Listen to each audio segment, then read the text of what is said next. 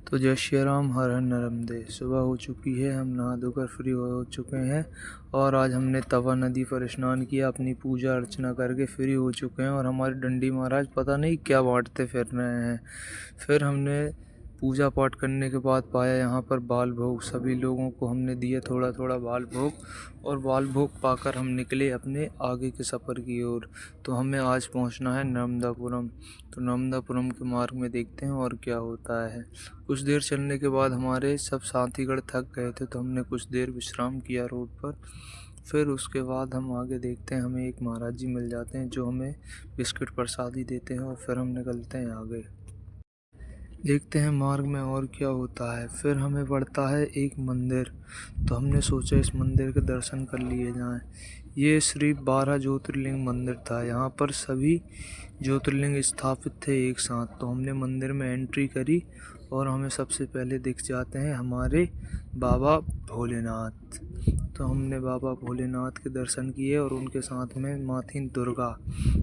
तो इनके दर्शन करके हम निकले मंदिर की छत की ओर। तो मंदिर के छत पे ही सारे ज्योतिर्लिंगों की स्थापना की गई है। तो हम अंदर पहुंचते हैं और अंदर जाके हमें होते हैं बाबा भोलेनाथ के सह परिवार समेत सबके दर्शन। फिर हमने ये 12 ज्योतिर्लिंग के दर्शन।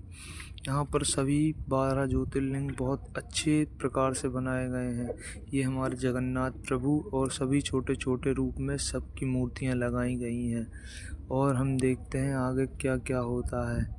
ये हमारे पशुपतिनाथ हैं और ये सभी देवी देवताएं हैं। और ये हम पहुंचते हैं श्री विष्णु मंदिर। और फिर ये हमारे कुछ देवी देवता और हैं। फिर हमें बाबा भोलेनाथ के दर्शन होते हैं। इनके मुझे नाम तो नहीं पता, याद नहीं रहे। बाकी 12 ज्योतिर्लिंग पूरे थे यहाँ। सभी मंदिर बहुत ही खूबसूरती से बनाई गई हैं मूर्तियाँ। और फिर हमें यहाँ पर ये महाराज जी मिलते हैं जो कि इनने सिंघाड़े की फसल बोई थी अपने खेत में। तो इनसे हम कुछ बात विमर्श करते हैं और फिर हम निकलते हैं अपनी प्रसादी पाने के लिए, क्योंकि प्रसादी बन चुकी थी। तो हम सभी लोग बैठकर यहाँ प्रसादी पाने लगते हैं। हमें माता ने रोक लिया था, यहाँ बोले तुम आ ही गए हो तो प्रसादी पा के जाना। तो हमने बोला ठीक है मैया।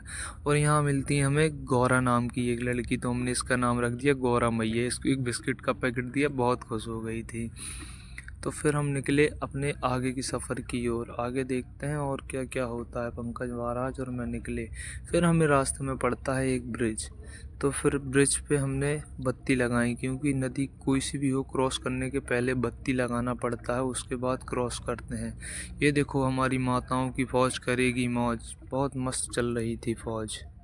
फिर हम आगे जाके पहुंचते हैं श्री चंद्रमौली नर्मदेश्वर मंदिर, जो कि हमारे सेठानी घाट के मार्ग में ही पड़ता है। तो हम अंदर जाके पहुंचते हैं, पहले करते हैं बाबा भोलेनाथ के दर्शन और फिर हम देखते हैं यहाँ सभी श्रद्धालुगण प्रसादी पा रहे थे।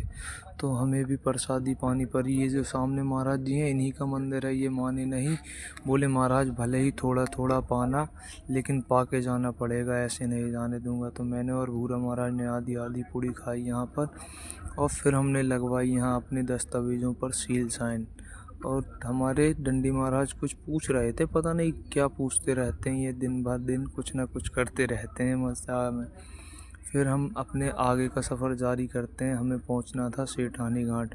फिर हमें मार्ग में मिलते हैं एक महाराज जी जो ज़बरदस्ती रोक लेते हैं, बोलते हैं महाराज कुछ प्रसादी तो लेना पड़ेगा। फिर महाराज जी ने हम सबको केले दिए और केले देने के बाद एक मैया और आ गई यहाँ, बोले महाराज जी थोड़ी सी प्रसादी तो लेना पड़ेगा। तो फिर इन्होंने हमें एक एक बिस्किट का पैकेट दिया और पीछे से एक भैया और आ गया, बोले महाराज अब बिस्किट लिया है तो चाय भी पीनी पड़ेगी, हमारी तरफ से चाय भी पियो। तो हमने बोला ठीक है महाराज। और सभी लोगों की प्रसादी पाने के लिए बाद हम निकलते हैं अपने आगे की मार्ग की ओर। फिर हमारे बालक दास महाराज और डंडी महाराज हमारे पास आ जाते हैं, तो हम दोनों के मज़े लेते हुए अपना सफ़र जारी रखते हैं। फिर हम पहुँचे माँ सेठानी घाट। सेठानी घाट पे अलग ही कुछ आनंद है। हम पहुँचते हैं एक आश्रम जो माँ नर्मदा के तट पर बना हुआ था। यहाँ पर बहुत ही अच्छा नज़ारा था। यहाँ पर माँ नर्मदा बिल्कुल ऐसे बह रही थी जैसे दूध की धार बह रही हो। यहाँ पर बहुत ही अच्छा नज़ारा था। फिर हम अपने सुलुलुलु महाराज के साथ कुछ मस्ती करते हैं और फिर हम देखते हैं माँ नर्मदा का व्यू, बहुत ही सुंदर लगता है यहाँ से तट। और फिर हम पहुँचे माँ नर्मदा के तट पर। यहाँ कुछ अलग ही एनर्जी थी। यहाँ तट बहुत सुंदर था। ऐसे यहाँ पर बहुत ही सुंदर सुंदर मंदिर बने हुए थे, धर्मशालाएं, आश्रम। यहाँ पर अलग ही कुछ आनंद था, अलग ही कुछ एनर्जी थी। यहाँ पर घूमने में कभी कोई बोर नहीं हो सकता। फिर हम वहाँ से घूमने के बाद आ जाते हैं रैन बसेरा। तो रैन बसेरा में आज हम निवास करते हैं। यहाँ पर भीड़ लगी थी गड्ढों के लिए। तो आज यहाँ पर बहुत सारे श्रद्धालु एक साथ जुड़ गए थे। और ये देखो, हम भीड़ बताते हैं, कितने सारे परिक्रमावासी यहाँ पर एक साथ निवास कर रहे हैं।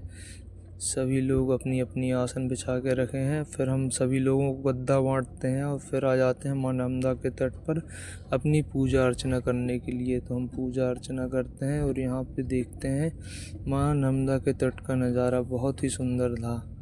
और रात में कुछ अलग ही आनंद रहता है यहाँ। फिर हमारी पूजा पाठ ख़त्म होने के बाद हम देखते हैं कि यहाँ पर माँ नर्मदा की आरती चालू हो चुकी थी।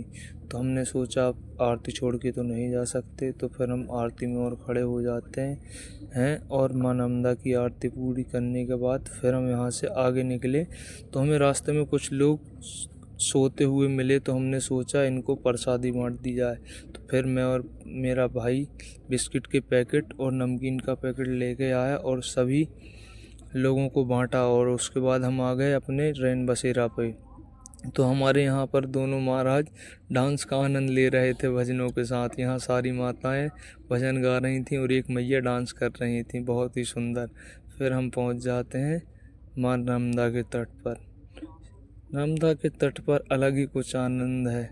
एकदम सुकून, शांति सारी एक साथ मिल जाते हैं। तो आज का ब्लॉग यहीं समाप्त करते हैं। हर हर नर्मदे हर।